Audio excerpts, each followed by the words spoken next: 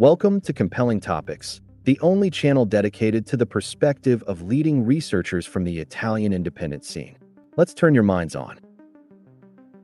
In this new episode of Literary Café, Paolo Nardi will take us on a journey to the very heart of The Lord of the Rings. Through his analysis of the second chapter, The Shadow of the Past, we will explore the deeper meaning of the One Ring, not merely as the central object of the story, but as the narrative and symbolic key to the entire work. With his usual clarity and careful attention to detail, Nardi will guide us through structure, themes, and hidden connections, revealing how, from the very first chapters, Tolkien constructs a universe that is complex, coherent, and remarkably relevant. Let us prepare, then, to look at this chapter with fresh eyes, because it is here that the story truly begins to take shape.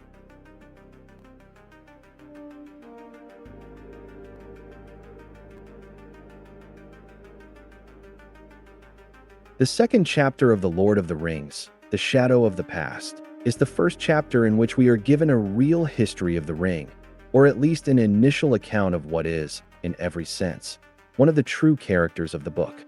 The ring, endowed with a will of its own, assumes all the traits of a character. Up to this point, we might have expected Tolkien to provide a long exposition about the ring, its origin, its nature, its creation. Instead, we have only seen a brief reference in the prologue to its discovery by Bilbo Baggins in The Hobbit, in the famous chapter Riddles in the Dark, with Gollum.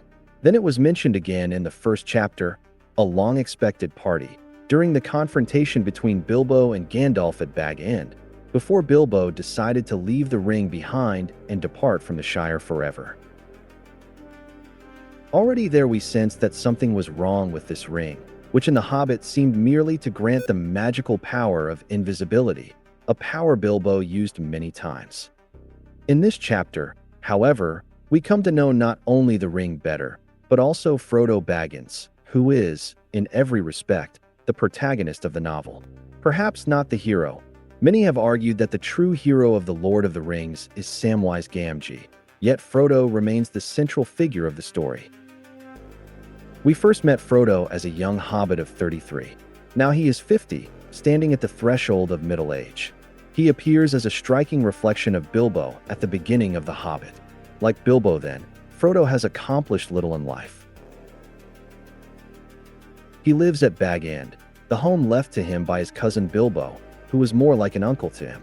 He has no job, no family, no children, and above all, no clear purpose. We find him restless and uneasy. He consults old maps, feeling that he ought to set out somewhere, though he does not know where. He senses that he, too, should leave the Shire and perhaps follow in Bilbo's footsteps.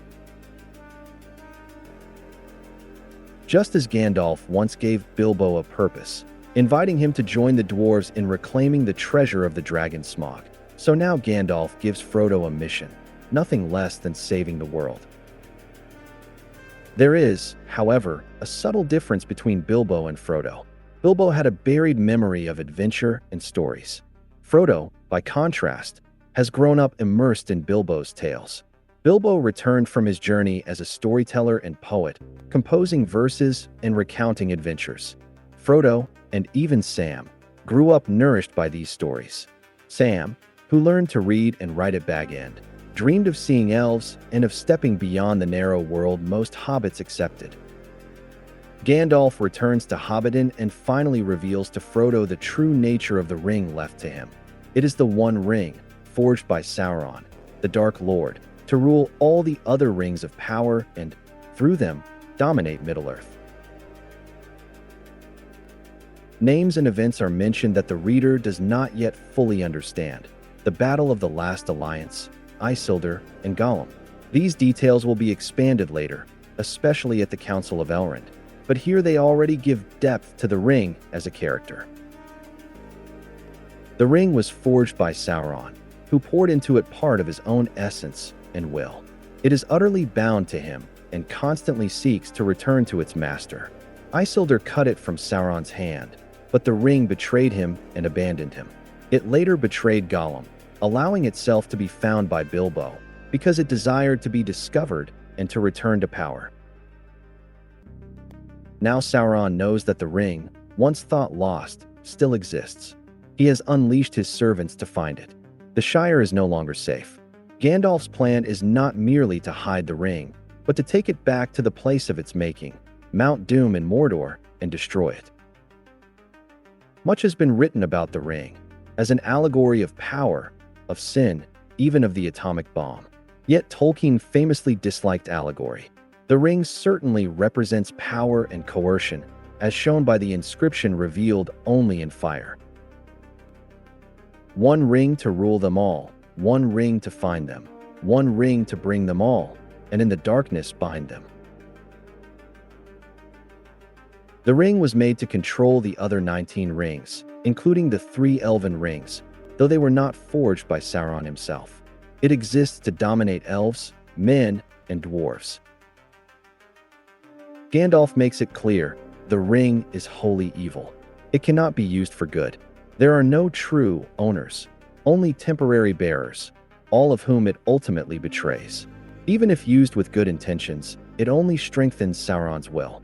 Through it, one becomes a servant of the Dark Lord. When Frodo offers the ring to Gandalf, believing that Gandalf could use it wisely, Gandalf recoils in horror.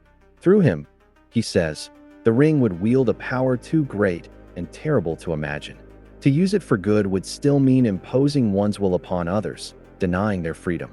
Free will is one of the central themes of the Lord of the Rings. Sauron represents domination and the annihilation of choice. By contrast, Gandalf, Elrond, and later Aragorn guide others, but never impose their will.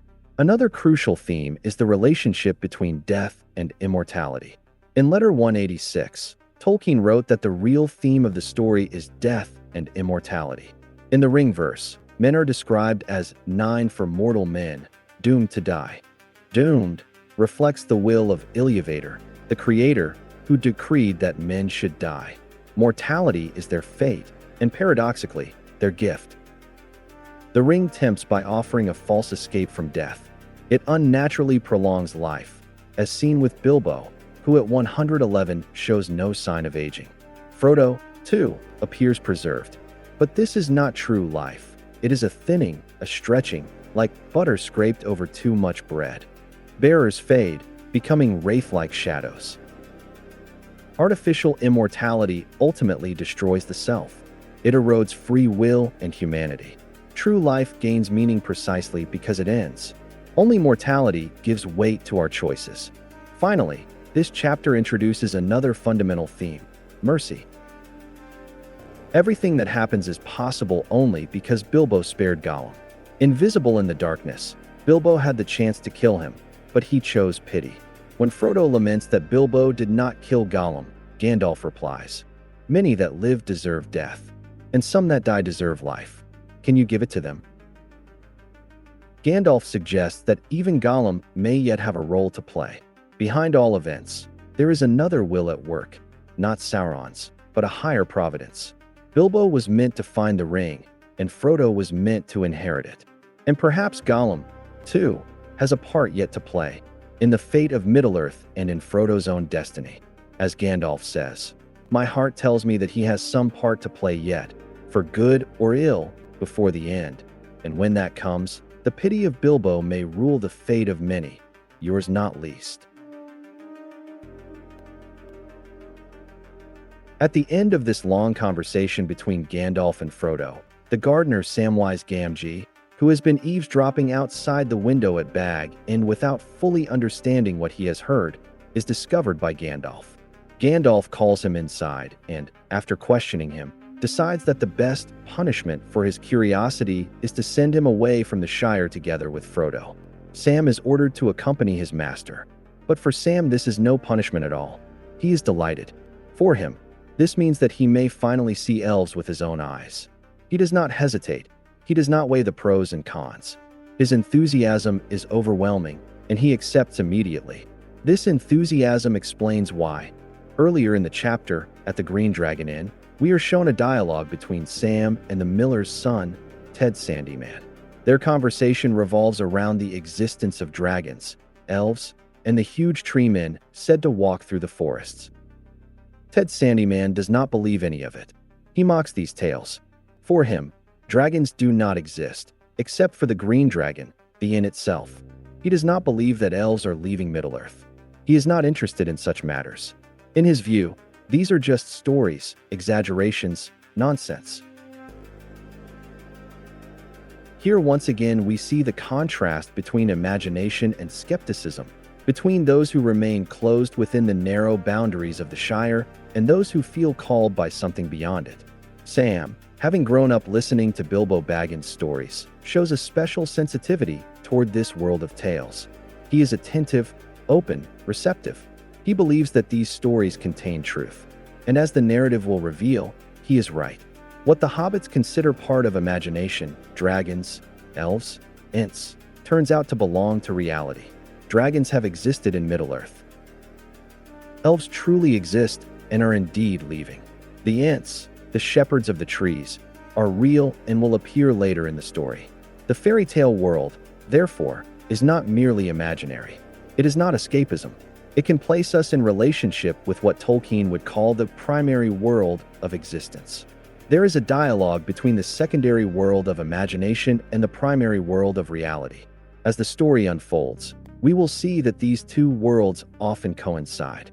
The so-called imaginary world proves to be the truest one. For Sam, the stories he has heard are not empty fantasies. They move him. They inspire him. They make him want to leave home. They awaken in him the desire to take part in a greater story. From a narrative point of view, we can also notice a deliberate game of symmetries between this chapter and the previous one.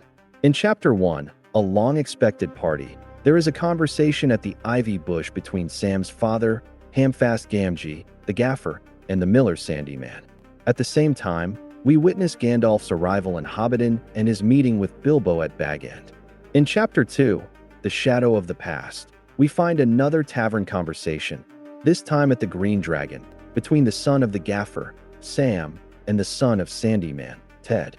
Once again, Gandalf arrives in Hobbiton. Once again, there is a decisive conversation at Bag End, but now between Gandalf and Frodo instead of Bilbo. The symmetry is precise and clearly intentional. Tolkien carefully mirrors generations, father and son, Bilbo and Frodo, one arrival of Gandalf reflecting another. This reveals the extraordinary attention Tolkien devoted to the structure of his novel. The story is built through echoes, parallels, and deliberate correspondences. Even in these quiet early chapters set in the Shire, a larger design is already at work, a carefully woven narrative architecture in which nothing is accidental. This shows just how much attention this author devoted to the structure of his novel as well, crafting it through a complex interplay of references and symmetries. Through the reading and analysis of the second chapter, we have begun to glimpse the depth of the One Ring and the extraordinary narrative architecture Tolkien builds from the very first pages. It is only the beginning of a journey that will lead us ever deeper into the great themes of the work: power, freedom, responsibility, and destiny. If this journey has sparked your curiosity, stay with us for the upcoming episodes, where we will continue exploring Middle-earth step by step. See you soon on Compelling Topics.